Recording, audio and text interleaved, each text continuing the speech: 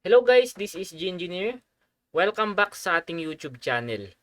Ngayon magsosolve tayo ng mga problems under algebra, heads, and legs. So karaniwang ginagamit na example dito guys is yung mga animals natin. Kasi nga iba-iba yung bilang ng mga legs nila. 'Di ba? So sagutan natin itong question number 1. A farm has 60 animals, chickens, and goats. They have 180 legs altogether. How many goats are there? Okay, so para masagutan natin to guys, kailangan lang natin gumawa ng equation. Ayan. So, sabi dito merong total 60 animals. Therefore, kung merong 60 animals, ibig sabihin meron din tayong 60 heads. 'Di ba? Kasi kada isang animal merong isang head. Ngayon sa chicken naman, so let's say mag-set tayo ng variable. Si chicken gawin nating variable C. And si goat naman gawin natin siyang variable G. Para mas mabilis natin siyang ma-identify mamaya. Okay? So gawa natin to ng equation guys. So in terms of heads muna tayo. Ilan ang head ni chicken tsaka ni goat? Isa lang, di ba? So C plus G, we have a total head of 60. Ayan.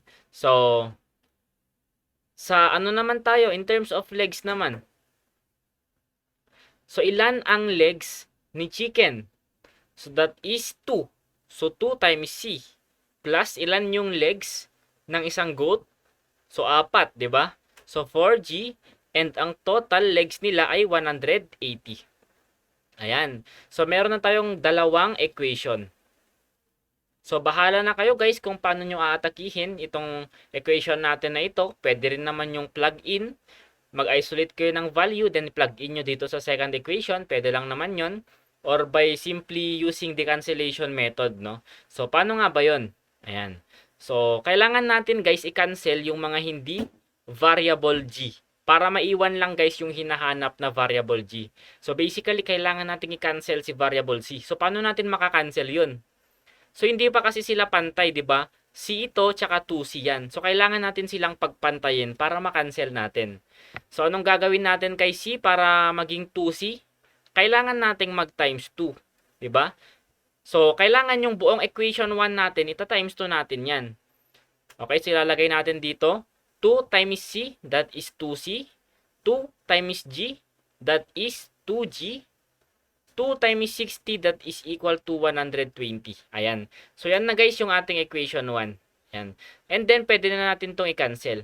So, i-minus lang natin guys para ma-cancel. Kasi 2C minus 2C, 0 na yan. So, cancel na yan.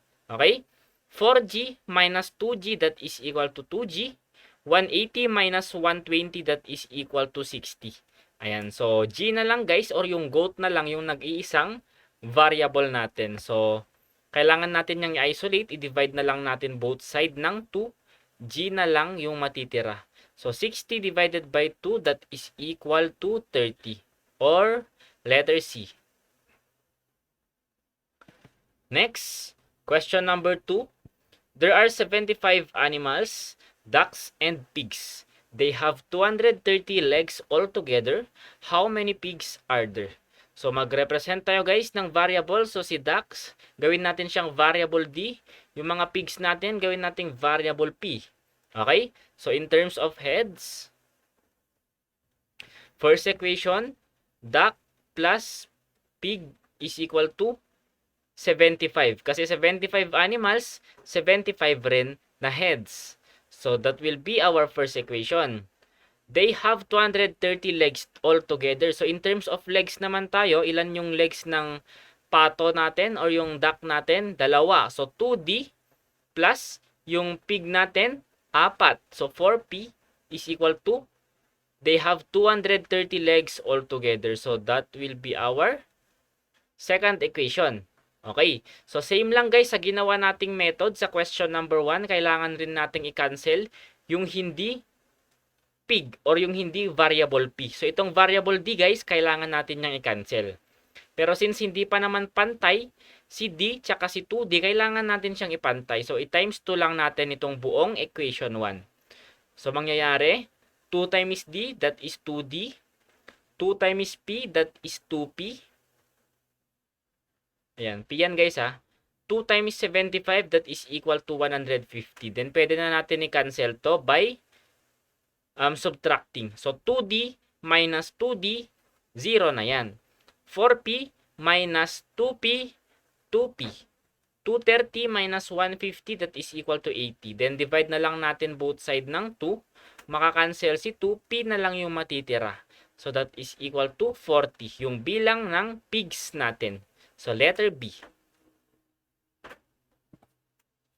Next, question number 3. A farmer has chickens and goats. There are 80 heads and 248 legs. If the number of chickens is 8 more than the number of goats, how many chickens are there? So, gawan lang natin ng equation, guys. So, equation ng heads natin. Okay? So, chicken plus goat, ilang head yan? 80. 80 heads. Yan na yung ating first equation. So, in terms of legs, ilan ang legs ni chicken? 2. Ilan ang legs ni goat? 4. And they have a total of 248 legs. So, yan na yung ating second equation. So, meron pa kasi tayong condition dito. If the number of chickens is 8 more than the number of goats. So, yung chicken daw, guys, so mas marami ng 8 kay goat. So, G plus 8 lang tayo. Okay? So, i-plug in natin itong value ni C, guys, dito sa ating first equation. So, ang mangyayari, guys, sa first equation natin, yung C magiging G plus 8. And then, copy natin si G. And then, is equal to 80. Okay? So, G plus G, that is 2G. And then, 80. And itong 8, guys, na naiwan, ililipat natin sa right side. So, minus 8 na siya. And then, 2G is equal to 72. So, i-divide lang natin to ng 2. Makakancel si 2. G na lang ang matitira. So, G, 72 divided by 2, that is equal to 36. Guys, nakuha na natin yung value ni G, which is yung kay goat, di ba? Ang hinahanap kasi yung chicken. So, paano natin makukuha, guys, yung value ni chicken? Okay. So, gamitin na lang natin ito, guys, yung equation natin dito. So, C is equal to G plus 8. Diba mas madami ng 8 yung chicken natin compared sa goat? Eh kung yung goat ay 36, edi mag plus 8 lang tayo. Diba? So, ang number of chickens natin ay 44. So, letter B. Next, question number 4. A farm has 72 animals. The number of ducks is twice the number of goats. Together, they have 192 legs. How many goats are there? So, mag-set tayo, guys, ng variable. So, si ducks, gawin nating variable D. Yung goats naman natin, gawin nating variable G. So, in terms of heads muna tayo, gawa tayo ng equation. So, ducks plus goats is equal to 72. Kasi nga, 72 animals, 72 heads. Okay? In terms of legs naman, so, meron tayo ditong 2D or dalawang legs kay duck, 4G, 4 na legs kay goat, and that is equal to 192. So, yan na yung ating second equation. So, meron pa kasi ditong another condition. The number of ducks is twice the number of goats. So, yung number of ducks daw natin ay twice sa bilang ng goat natin. So, 2G. So, ito guys, itong value ni D na 2G, ipa-plug in lang natin dito sa ating first equation. So, itong D dito, so magiging 2G na siya. And then may naiwan pang plus G. And that is equal to 72. So, 2G plus G, that is 3G. So, 72. Then, divide lang natin guys ng 3, both side. Maka-cancel si 3, G na lang yung matitira. So, 72 divided by 3, that is equal to 24. Pero goat pa lang yan guys ha. Ayun, so goat pala yung hinahanap. So yun na guys, kagad yung sagot. Ayun, so goats, how many goats are there? 24. Okay? Next, question number 5. A pet shop has 120 animals. Rabbits are 12 fewer than birds. There are 348 legs altogether. How many rabbits are there? So, let's say si rabbits, guys, variable R. Yung birds naman natin, gawin na lang nating variable B. Yan, para madali lang yung pag-identify natin mamaya. So, gawa natin ng equation in terms of heads muna. So, rabbit plus bird, ilang heads yan? 120. 'Di ba? So, in terms of legs naman, so ilan yung legs ni rabbit? 4. So, 4R plus yung kay bird, 2. So, 2B is equal to 348. So, yan na yung ating second equation. Ngayon, yung condition natin, rabbits are 12 fewer than birds. So, yung rabbit daw, mas konti ng 12 kay bird. So, mag-minus 12 lang tayo dito. So, ito guys, yung equation natin dito, i-plug in natin dito kay first equation. So, ang mangyayari, yung R dito magiging B minus 12 and may naiwan pang isang B and that is equal to 120. So, B plus B, that is 2B. Yung negative 12, malilipat sa kabila, magiging positive 12 na. So, 2B is equal to 120 plus 12, that is 132. And then, mag-divide na lang tayo both side ng 2. Makukuha natin yung value ni bird, which is 70. Mali. 60 pala. Ayan. So, 66. Diba? Ayan. So, 66. So, yan pa lang guys yung bilang ni bird. Ngayon, gamitin natin yung isang equation natin dito para mahanap naman yung bilang ni rabbit. So, basically, yung rabbit mas konti ng 12. E di mag-minus lang tayo, di ba? So, yung bird na 66, bawasan lang natin to ng 12. Ayan. So, that is equal to 54. Yan yung bilang guys ng rabbits natin. So, letter D. Next, question number 6. A ranch has chickens and cows. The number of cows is 6 more than the number of chickens. Together, they have 156 legs. How many animals are there? So, same lang naman guys sa last question natin. So, gawin lang natin tong variable x. Kasi kapag ginawa nating variable c yan, pareho kasi sila ni cow. So, baka malito pa tayo. So, x and y na lang guys yung mga letter na gagamitin natin as representation. Okay? So, gawan natin ng equation in terms of heads. So, x plus y, ilang heads yan? Ayun, hindi sinabi. 'Di ba? So, hindi sinabi. So, okay lang. Next na lang tayo. In terms of legs na lang tayo. So, in terms of legs, meron tayong chicken. So, dalawa naman yung leg ng chicken natin. So, 2x plus 4 na legs kay cow. So, 4y is equal to 156. So, gamitin natin guys yung isang condition para makuha natin yung sagot. The number of cows is 6 more than the number of chickens. So, yung cow daw, or si variable y, si cow, ay 6 more than. So, si chicken na variable x, mag plus 6 lang tayo. Okay? So, yan yung value ni y, guys. So, ipa-plug in natin ito, x plus 6 dito sa second equation. Okay?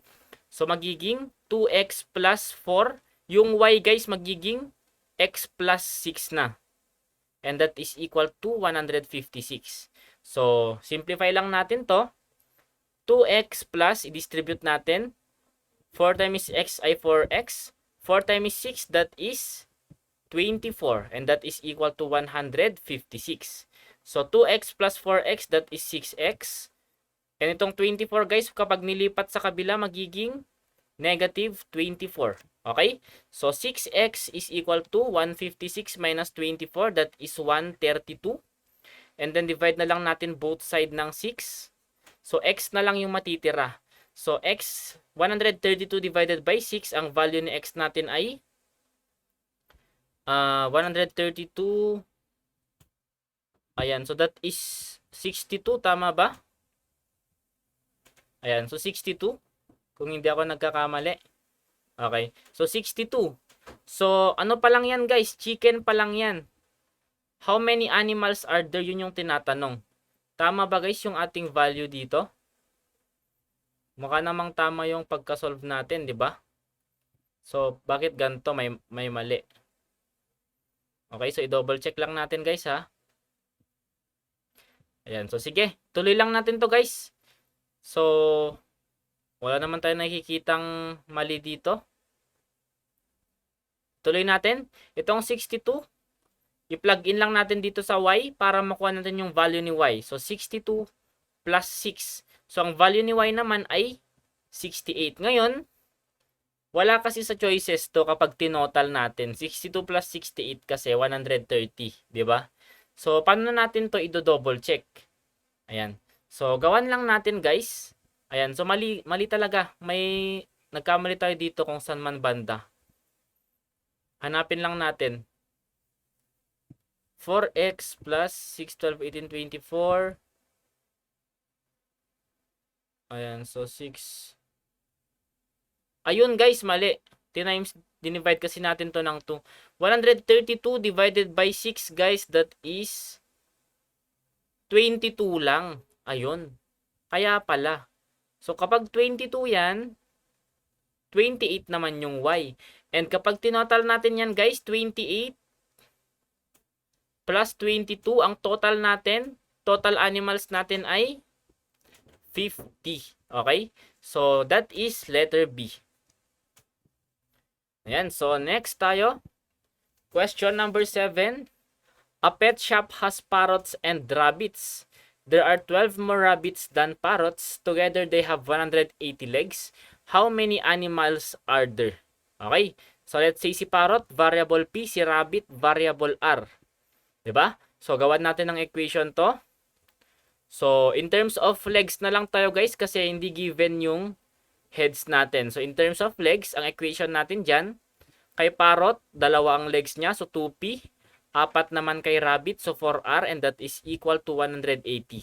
So, yan yung ating first equation. Yung second equation naman, there are 12 more rabbits than parrots. So, 12 more rabbits than parrots, guys, ha? Okay? So, rabbits is equal to parrot plus 12. So, i-plug in natin, guys, yung value ni rabbit. 2P plus, sa first equation natin to, ha?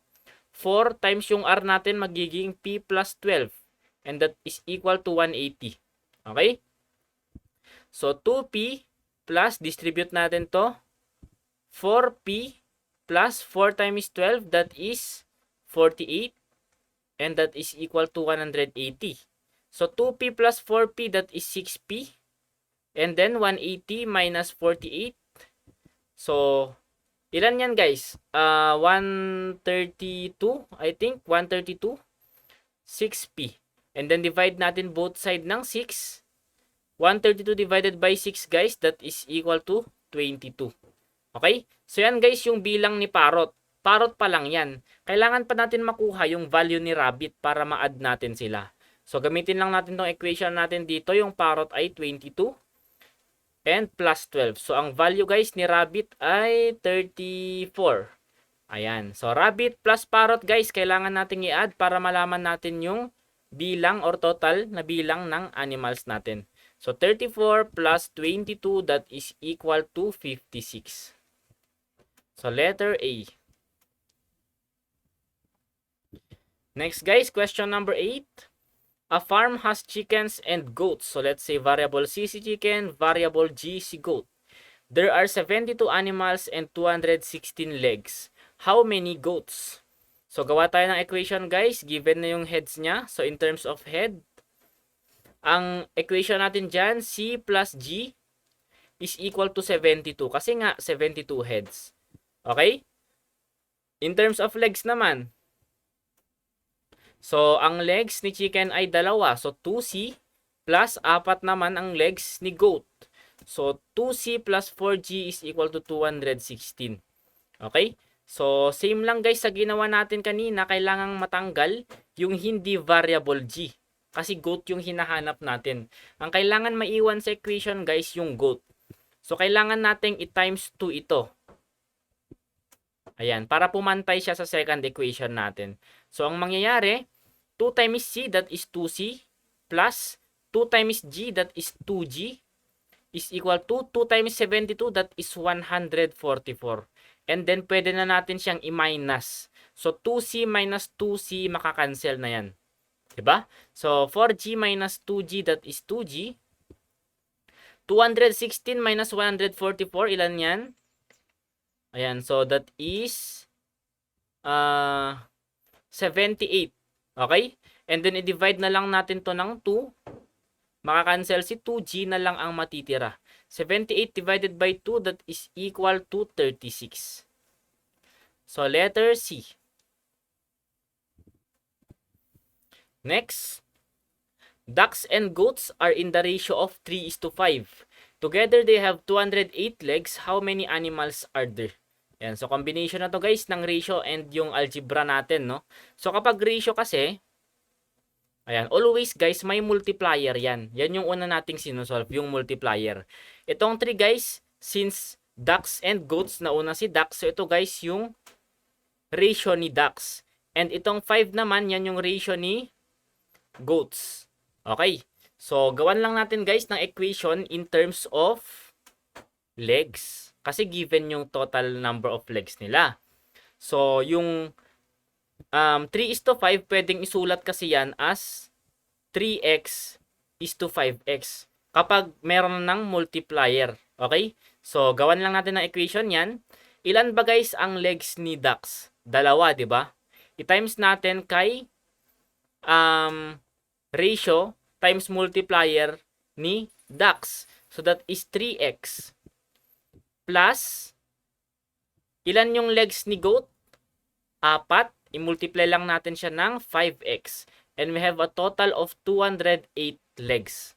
So, kailangan natin guys makuha yung value ni x kasi siya yung multiplier natin. Okay? So, distribute natin to. 2 times 3x, that is 6x. Plus, 4 times 5x, that is 20x, is equal to 208.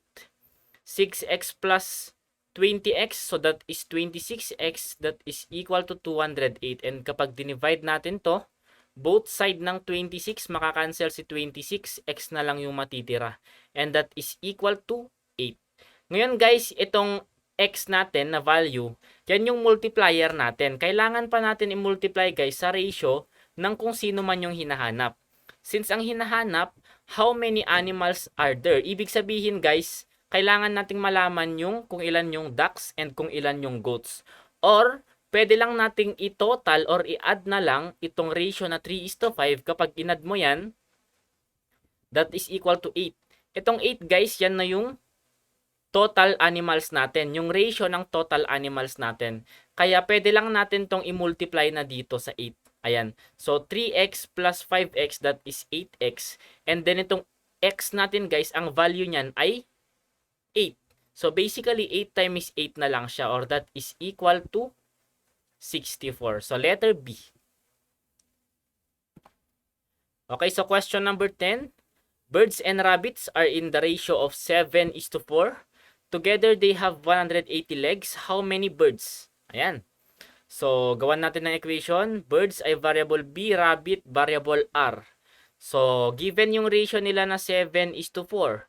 So, yung 7:4, pwedeng isulat na 7x is to 4x kasi merong multiplier yan para malaman natin mamaya kung ilan yung bilang nila.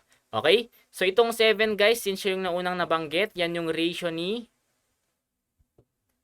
birds natin. And itong 4 naman, yan yung ratio ni rabbits. Ayan. So, isolve natin guys, gawa tayo ng equation in terms of legs.